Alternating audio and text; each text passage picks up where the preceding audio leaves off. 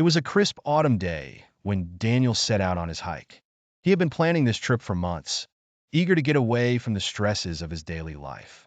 The city had become a blur of noise and constant demands, so he longed for the quiet solitude of nature. He packed his bag with essentials, water, snacks, a first aid kit, and set off into the dense forest that stretched beyond the last known trail. As the hours passed, Daniel felt the weight of the world lifting off his shoulders. The trees, towering and ancient, seemed to whisper in the wind.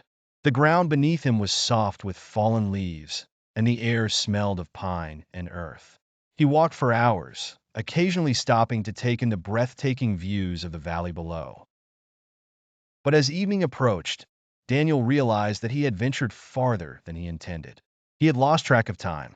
The sun sank low in the sky, casting long shadows across the forest floor.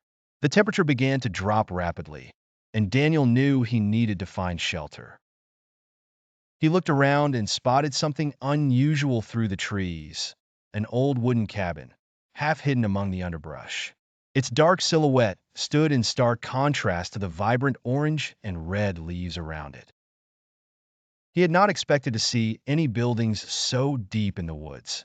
Intrigued and desperate for a place to rest for the night, Daniel made his way toward the cabin. As he got closer, he noticed that the cabin looked abandoned. The paint was chipped, and the windows were dark and dusty. But it appeared structurally sound, and the door was slightly ajar, as if inviting him inside. A strange sense of unease crept over Daniel, but he shook it off.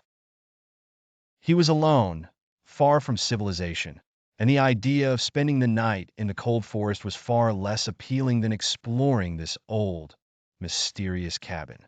With a deep breath, Daniel pushed the door open and stepped inside. The interior of the cabin was dark and musty. Dust hung in the air, and the faint smell of wood rot lingered. The only light came from the fading twilight that filtered through the cracks in the walls. As his eyes adjusted, Daniel noticed a small stone fireplace in the center of the room, surrounded by mismatched chairs and an old, worn rug. The place seemed to be stuck in time, as if frozen in a different era. He hesitated for a moment, then decided to make himself comfortable.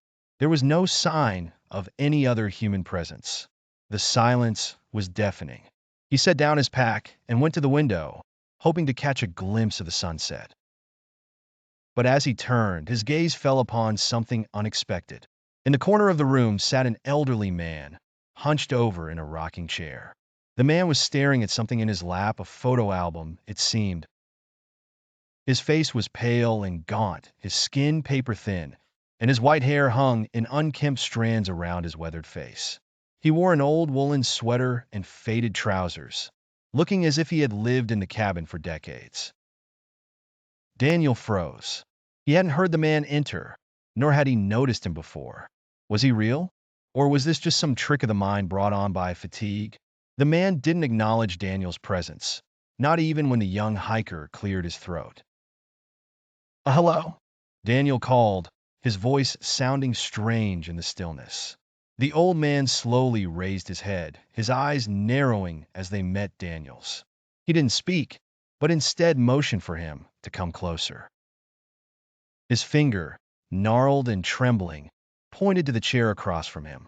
Daniel felt a strange compulsion to obey. He walked slowly toward the man, his feet heavy on the wooden floor. When he sat down, the man began to speak, his voice rasping as if it hadn't been used in years.